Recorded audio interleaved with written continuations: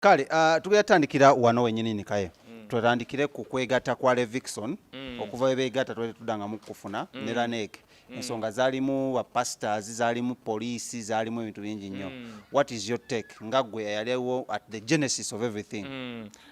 Nedda abalokole nagamba abantu Smith goli kabaka wa TV njagala ombulire ku regime ya Laneck ne Wisdom gospel music wa trend okutrendinga. You guys katuli wano laba n'ekibuzo kisoose katwogera ku Laneck leadership. Wali tomanyi nti waliyo n'obukulembeze bw'abayimbi ba gospel. Wuma yababikka beno nkibuuka yababikka. Ninga babaddewo ba Isaac Luchi bababiri baani. Why now? Kati ekizibu ekiri mu bayimbi ba gospel ekisooka tuyingiddwamu entalo z'abasumba. Otegedde kyenkugaye kati entalo z'abasumba zitutta nti kakati dominance supremacy nti kati olaba abasumba balaba tuyina National Fellowship of Born Again Pentecostal Church. Bishop Ray akulembera tuyina Pastor Serwadda Born Again Faith Federation. Kati ne tubeera yate n'obubondo. Otegeera era kyovola bakesolo gamba nti no oli mulokole wa Pastor Kayanja, oli mulokole wa Pastor Bugingo, oli mulokole now kati ono President Laneck gwe balonda liningiye ate tomunenya kubanga omusumba akwangwira yakwangwira musumba Jackson tudde mu mazima Ssenyonga nanyini ntalo anti yamanyidde okuba abafere oyo musajja oyo mulaba wagamba nti ono simanyi nabbi wa bulimba nze nange waliwo gwe yagamba nali mpakana namala tuula bwe nti nenga omusajja ono kaleero mukutte nenkwata peni agenda okunnyonnyola ebigambo bye nenga owaayo okusinziira ku ngwannyonnyola oli aba wa bulimba. Otegeera kakati teriyo musumba nkubuulya Smith yali akoledde bayimbi ba gospel nga Jackson Ssenyonga. Ekintu ekyo nga Kayanja azime ne gospel people Exodus. We have ulira Exodus yava wa Kayanja nimbye. Ate kati labo ono wayogera okuva kati nze nange navaawa kakati kankubuulira ekintu kimu buli ave wantu tugambe okuyamba okimanyi buli pastor waliwe yagambanga nti nze naleeta babiri nze naleeta bugembe paka we navaayo nembikuba nembagamba buli anaavangayo nze naleeta bugembe neyamuwayo 1000 nze naleeta bugembe nze naleeta no yaleeta Judith babiri ye Pastor Bwanika. Kati Bwanika yandiyogera kubanga Bwanika yaleta Namaganda yaleta bababiri okuleta okuyamba bakiyita ki oli akwata sente nga ola pastor bya mukama wa BTM bwe yakwa akutte sente nazi wa Federation ya Gospel kyetugamba nti Bwanika babiri yabali atandika obuweereza bwe yamuwa sente yamuwa platform okimanyi so Ssenyonga lese abantu bameka Ssenyonga yasoko tulinyisa ennyonyi abayimbi ba gospel yesoko kutuwa ku tiketi z'ennyonyi nga n'abasumba tebanakutandika kutambula nga obalaba gomanyo bugembe namukubamu n'oluyimba nti nno nali manyinsa simanyi ndoota simanyi ebintu bya mukama omanyi bibuzaabuza osirolo luyimba kati bugembe wali kyonna kyali ne wali nnyonyi 10 n'agenda ku maazi eyasooka ya Jackson Ssenyonga yasooka okugabira abayimbi ba gospel emmotoka actually tetulina na mulala aluwa omulala Serwadda musumba Serwadda naye nga okitegedde gwomanyi omuntu okuwa emmotoka olaba kati batuwa kati ne tufukamira naye olwo biri ebiseera byedda Bugingo yasooka okuwa omuyimbi wa gospel live television ku concert ye anti kakati naye kyali kimuwa mileage era abasumba abamu mbawewuunya abalina zi TV omanyi tebamanyi kubala abamu era ekisobola okusuula media zaffe ez'abalokole lwa nsonga omusumba tebategeera maanyi gali mu bayimbi ate Bugingo kyamanyi Bugingo kibasinza Bugingo okuwa Levixone nti amuwe live gundi coverage ne BTM esolo kimwa ne NTV ekimuwa kubanga Levixone is a brand right now tosola mubala nti muyimbi wa gospel kyokka nedda kakati ye Bugingo abala nti okuddira show ya 2 hours bafini nenjiteeka ku salt neyongerako kubanga n'atamanyi salt agamba Levixone ali wano bwagitega bwati jukira mu makati ga show ne bayisawo akalango ke nsabira abalokole n'abatali balokole katoli n'ategera okay olaba watandiko gitega oli ababaze kati entalo zino ezababiri basumba kyabazire munjaga twetu tumentioninge andi kakati we balonda Laneck musumba Jackson Ssenyonga n'akomyawo amaanyi ge yali atuwagira okuva edda nedda okimanyi nti no musumba Jackson Ssenyonga mwekamba buli mulwa kwa abantu bamanyi kwebaza abantu ye yasooka radio ye okutuwa ebirango nga buli muyimbi n'atandika otwala ebirango n'abikuwa ku top kubwerere niye ina abajewuliriza mama labo nonno gwe abasudde top sina kujisuula top radio era kyovola agiyita na top radio ye yasooka wano y'abalokole mu Uganda kati ey'abalokole kuwa ebirango yali era kyovola ababiseera ebyo babugembe bayanguyirwa ne bababiri bakirwana naye kakati Wisdom radio z'abalokole ziringa 5 ani anakuwulira naye kati ngaliwe bakuwa basumba kina basumba ki wano ngenda kuwa ensonga nga 3 naye esooka y'abasumba nti kati ono bwaze musumba Jackson Ssenyonga n'amubaka musumba Jackson Ssenyonga wa mubase n'atukolera wano office agenda kuwa emmotoka y'aba president nti emmotoka ya Laneck wava akajja mulala jagifuna n'atuwa show platform buli Saturday osegedde naye ebyo byonna tubibala ku bukulembeze bwa Laneck musumba President Museveni weewola sente mu World Bank feze tugenda okusasula can you imagine nakola oluguudo tugamba Museveni yakoze oluguudo naye nakyo sense bana Uganda baba akoze oluguudo nalabya abalokole nga bawaddemu ensa nti nno pasta bya Mukama we yatuwa emitwalo miliyoni ne tugamba Levixone Laneck yatunonyeza sente yatufunie miliyoni ya sente n'empulya y'abalokole obalwa kwa bamanyidde bitya naga nedda yali musumba bya Mukama we si Laneck nengalengera obusiru okwegamba tulina omanyi stupidity tulina abalokole sivumye naye nga kyekituufu Yesu ya Bible yegamba mu Hosea abantu bange babuuze olw'okubula okumanya kubanga baganye okumanya nange mbaganye okuba ki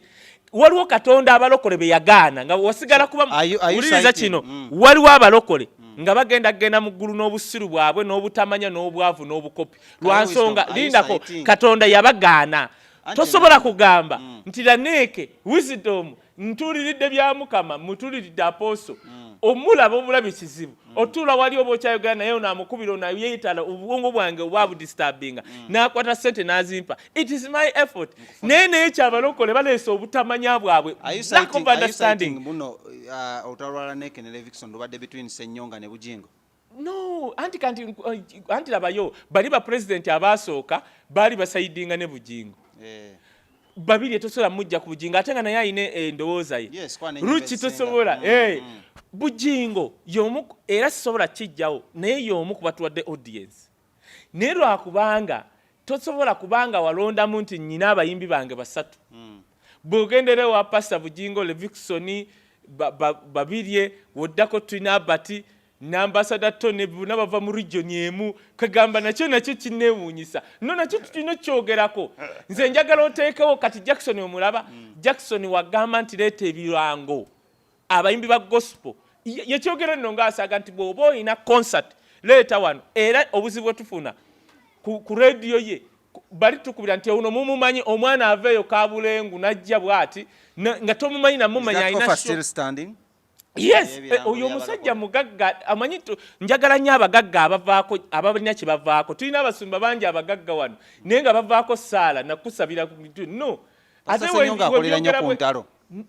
Pastor Ssenyonga okuva edda nedda yewo bw'omulumbisa bannabbi b'obulimba w'ogamba okulumba olutalo lwa bannabbi b'obulimba ku front ntekayo Pastor Ssenyonga addako ye Pastor Serwadda abo bo bakkubira olutalo ne lugwa wali otegedde kati ekyokubiri Levixone ne banne kye batategeera buli mulembe gubaako n'ebyago nalabye ebbaluwa n'enseka n'oseka Wisdom mumanyi Wisdom oyo gwe natuma Century Man oyo Wisdom omuteeka ne MC Cuts emyaka bali mu 19 oba 2 bombi babiri osegera kubanga kati nze Wisdom mukuze mulaba bwenti nsomye senior tunga naye we tuyimirira ababiri baganze mukulu osegedde kati yewe mugata ne MC Cuts abona owaye Katonda aliwo abantu ambe yatondo baya batutondesa mu bumbo bo babateeka mayinja osegera nga babatondesa mayinja nange sibategeera kati oyo Wisdom by virtue abadde mukulembeze w'abayimbi kuvedda tayimba abeera mbya naye nga respect gye tumuwa kubanga ffe batukuza ntuwa respect abantu betusanzeewo naye obuzibu bwa Wizire omutwe gwe gumanye ekintu eki urban music abayimba kati olaba Apostle bya Mukama byayimba Wizire tabiraba wagambo yotamanyi yeto kasita urban gwe buuza emyaka gyamaze egisukka mu 10 ku media okujjako promoting aba copyright which is okay kubanga oli waba ategeera ebyo byokka omuleka mpaayo omuyimbi omulala gwa promoting tayinaawo omugamba kwategayaza wayi abayimbi tabamanyi amanyi ba Kampala bw'omugamba janu tugende Masaka tabamanyi amanyi ba creative dancers be Kampala era kyamanyi nayogera kuli oluzungu lwe ku spirit which is okay kuba buli omu ayina kyabayagala osegedde kakati Wizire n'abanga ali limited ekyokubiri babadde bakulembeze kiki bakoze kati kankubulye abayimbi ba gospel bankwe ekisooka baavu ekyokubiri bakopi ne waba amanyi tebamanyi oli waba ayogera ne Yesu ng'asaba alowooza n'ebirala abimanyi kankubulire Pastor Serwadda oyo mwagala nnyo yayogera lumu ekintu yagamba bw'ofunanga ssente miliyoni 5 tosobola kujja wa pastor wo omugambe nti nonze kumbuulira business gye nsobola kukola mu miliyoni 5 nga pastor wo kimanyi talina business gyali akoze amanyi kusumba kwokka otegedde tosobola kati nze nefuna miliyoni nga 3 nsobola okugenda Apostle bya Mukama why omusajja omulabe is a businessman alese TV ye nefuna space mu Uganda nga TV tuyina nyingi wenfuna online app selling app ostegedde kati wenfuna miliyoni 3 nsobola okugenda ne mugamba Apostle olowooza nkole ki lwa nsonga one is business minded naye akulazeeko kati ndeetera abasumba baffe abalala obuuza ng'oggyeko eyokusatu yali ebalwanya yeeruwa kakati otegedde kati Levixone ne banne Levixone nze kyemusaba agenda kuwabwa abana ababampaane tuyina bano ba Wizire baani mbu Laneck one atadde nnyo amaanyi ku upcoming kyekibaluma talabawo bano kubanga Laneck agamba nze kisanja kyange njagala bayimbi ba gospel ba wansi ba upcoming mbayimuse buli omu afune opportunity ekyo kimukubya yakyogera